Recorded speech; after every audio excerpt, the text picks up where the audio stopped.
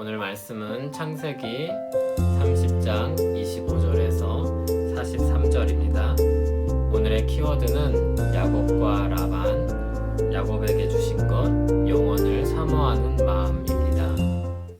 라헬이 요셉을 낳았을 때 야곱이 라반에게 이르되 나를 보내어 내 고향 나의 땅으로 가게 하시되 내가 외삼촌에게서 일하고 얻은 처자를 내게 주시어 나로 가게 하소서. 내가 외삼촌에게 한 일은 외삼촌이 아시나이다. 라반이 그에게 이르되 여호와께서 너로 말미암아 내게 복 주신 줄을 내가 깨달았노니 내가 나를 사랑스럽게 여기거든 그대로 있으라. 또 이르되 내 품삯을 정하라. 내가 그것을 주리라.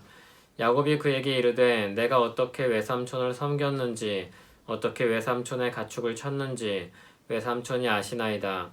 내가 오기 전에는 외삼촌의 소유가 적더니 번성하여 때를 이루었으니 내 발이 이르는 곳마다 여호와께서 외삼촌에게 복을 주셨나이다. 그러나 나는 언제나 내 집을 세우리이까. 라반이 이르되 내가 무엇으로 내게 주랴. 야곱이 이르되 외삼촌께서 내게 아무것도 주시지 않아도 나를 위하여 이 일을 행하시면 내가 다시 외삼촌의 양떼를 먹이고 지키리이다.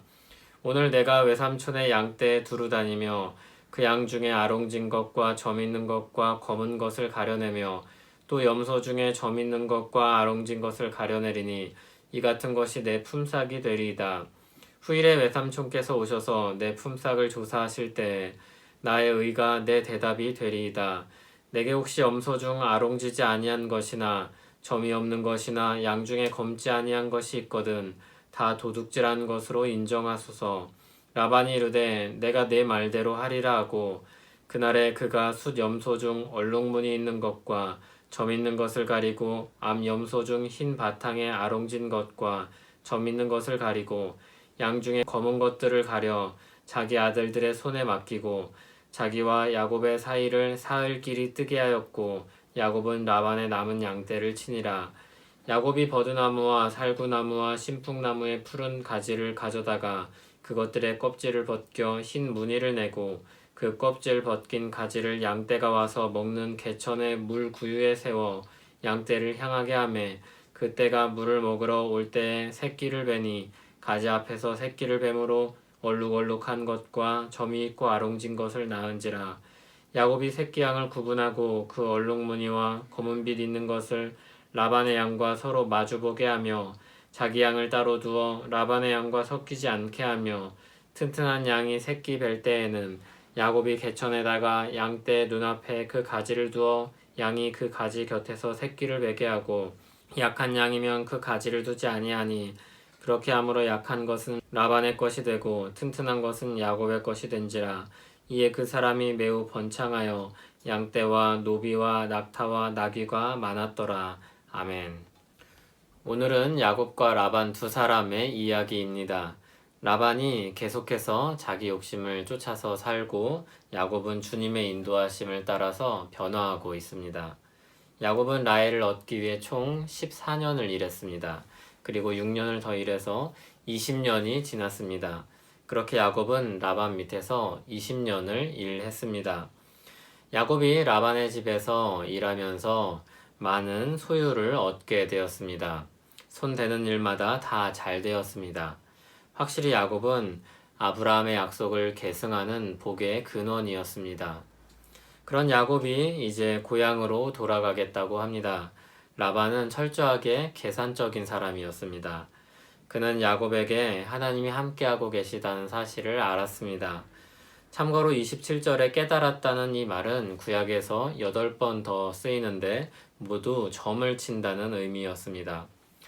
라반에게 가장 확실한 방법을 사용해 보았는데 하나님께서 함께 하셔서 복 주신다는 것 외에는 답을 찾을 수가 없었습니다. 라반의 결론이 무엇입니까? 야곱이 떠나면 손해본다는 겁니다. 어떻게든 할 수 있는 한 야곱을 오래 붙잡아야 합니다. 라반은 리브가를 보낼 때에도 그랬던 것처럼 야곱에게 더 머물라고 회유합니다. 그러나 야곱은 결정을 바꾸지 않습니다. 라반에게 훨씬 유리한 조건을 제시하며 재산의 아주 일부만 가져가겠다고 말합니다. 줄무늬가 있거나 얼룩지거나 검은 것이나 그런 양과 염소만 가져가겠다고 합니다. 라반이 계산해보니 조건이 나쁘지 않습니다. 조건을 반갑게 받아들입니다. 그런데 그러면서도 사람 욕심이란 게 끝이 없어서 자기 아들을 시켜 조치를 취합니다. 야곱이 가져가겠다는 그런 양과 염소를 따로 나눠서 3일 거리 있는 곳에 두게 합니다. 사실상 하나도 주지 않겠다는 그런 마음이죠. 야곱이 나름의 꾀를 내어서 자기 양과 염소를 만들고자 합니다. 이 방식에 대한 몇 가지 해석들이 있습니다. 그러나 가장 확실한 것은 하나님이 함께 하심으로 그에게 모든 것을 주셨다는 것입니다. 그것이 꾀를 내보았던 야곱의 말이기도 하였습니다. 하나님은 야곱에게 많은 복을 주셔서 매우 번창하게 하시고 양떼와 노비와 낙타와 나귀가 많게 하셨습니다. 야곱과 라반은 비슷한 사람입니다. 둘 다 꾀가 많고 머리가 잘 돌아가는 사람입니다. 그러나 이들에게 결정적인 차이점이 있습니다. 하나님이 함께 하시는 사람인지 그렇지 않은지의 차이입니다. 하나님은 야곱과 함께 하시고 복을 주심으로 그를 영원한 하나님 나라를 바라보며 살게 하십니다. 주님이라는 우산 아래 사는 법을 배우게 하십니다. 사람들은 저마다 자기 인생을 위하여 애쓰며 살아갑니다. 그러나 모든 사람이 한 목소리로 말하듯이 우리는 내일 일을 알 수 없습니다. 그것은 하나님이 우리에게 허락하지 않은 지식이기 때문입니다. 우리는 내일을 알 수 없습니다. 그러나 그럼에도 우리는 내일을 기대하고 바라며 또 더 긴 시간을 사모하는 마음을 주셔서 영원하신 하나님을 바라보며 살게 하십니다.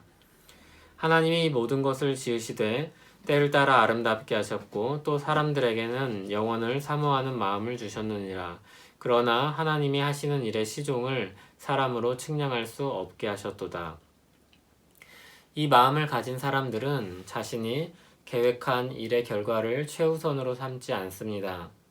내일에 대한 확신이나 집착을 내려놓습니다. 오늘 주신 것을 기뻐하고 감사하며 하나님을 경외하며 살기에 힘쓸 뿐입니다. 사람들이 사는 동안에 기뻐하며 선을 행하는 것보다 더 나은 것이 없는 줄을 내가 알았고 사람마다 먹고 마시는 것과 수고함으로 낙을 누리는 그것이 하나님의 선물인 줄도 또한 알았도다. 하나님께서 행하시는 모든 것은 영원히 있을 것이라. 그 위에 더할 수도 없고 그것에서 덜 할 수도 없나니 하나님이 이같이 행하심은 사람들이 그의 앞에서 경외하게 하려 하심인 줄을 내가 알았도다. 아멘. 야곱은 하나님께 그런 인생 수업을 받고 있습니다. 돈을 사랑하지 않고 목적으로 삼지 않고 그것을 주심에 감사하며 선하게 쓰는 법을 배워갑니다. 아마 우리가 평생 배워가야 할 경건의 마음일 것입니다. 야곱에게 오랜 세월이 필요했듯이 우리에게도 시간이 필요합니다. 오늘은 힘도 들고 속도 상하고 화가 나기도 하고 슬프기도 할 것입니다. 그러나 내일은 오늘보다 나을 것입니다.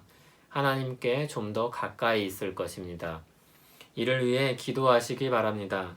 우리와 함께 하시는 하나님이 그리스도 안에서 우리를 영원한 삶으로 인도하실 줄 믿습니다. 기도하겠습니다. 하나님 아버지, 자족하는 마음을 가지고 싶습니다. 하나님을 향한 풍성한 기쁨이 넘치고 주신 것들을 가지고 더 많이 나누고 섬기는 그런 행복을 누리고 싶습니다. 영혼을 향해 사는 오늘 되게 하옵소서. 예수님 이름으로 기도합니다. 아멘.